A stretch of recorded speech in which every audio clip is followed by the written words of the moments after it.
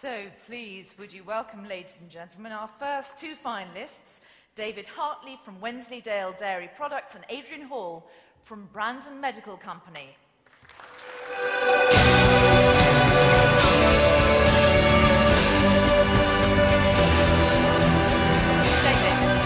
Adrian, can you go in that seat?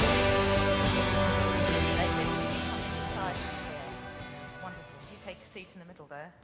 We put the steps in just to fox you at the last minute there.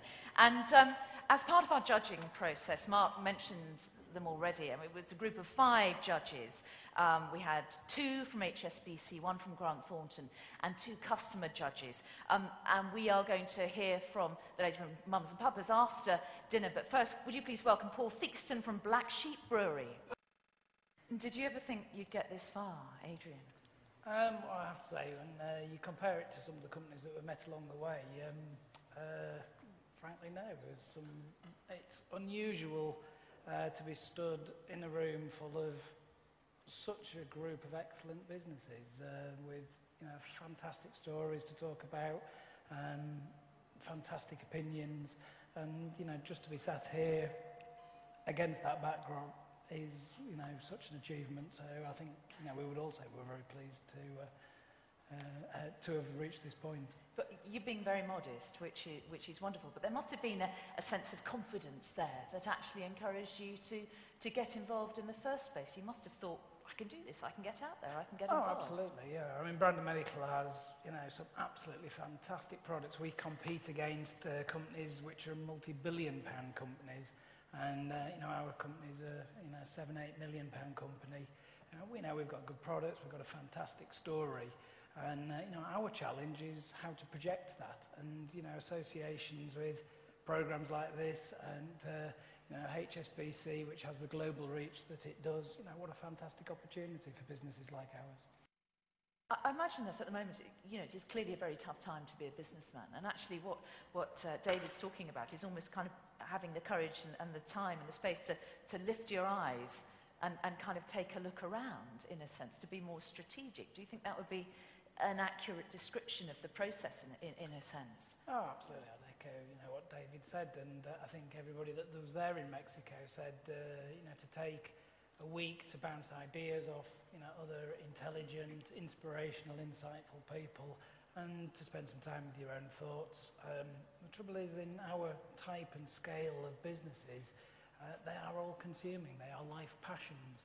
And sometimes you need to stop, get your head up and look at the wider picture that's around you.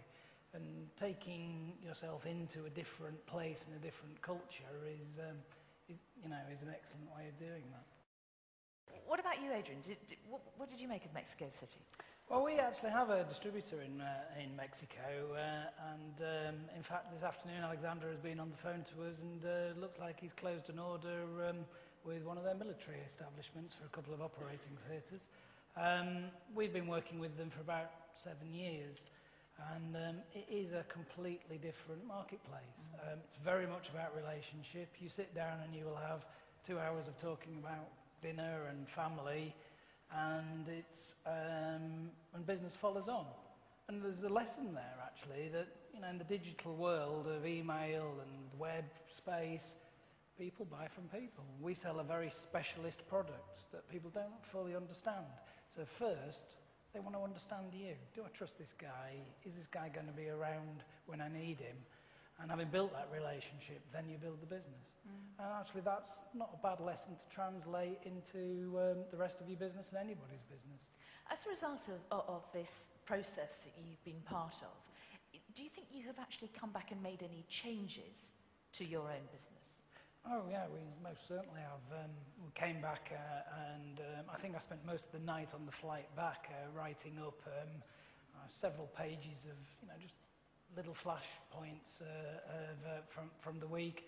And we came back and we sat down with my brother and the other directors and talking about some of those points about, as David said, we've reached a point in our business.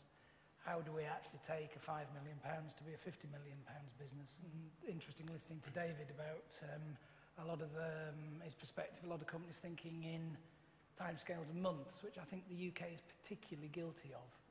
And it has helped contribute to a process where we're thinking about our 2020 vision, the next 10 years of how we take an emerging business into an established business. And that's perhaps not something that would have happened otherwise, or not necessarily now.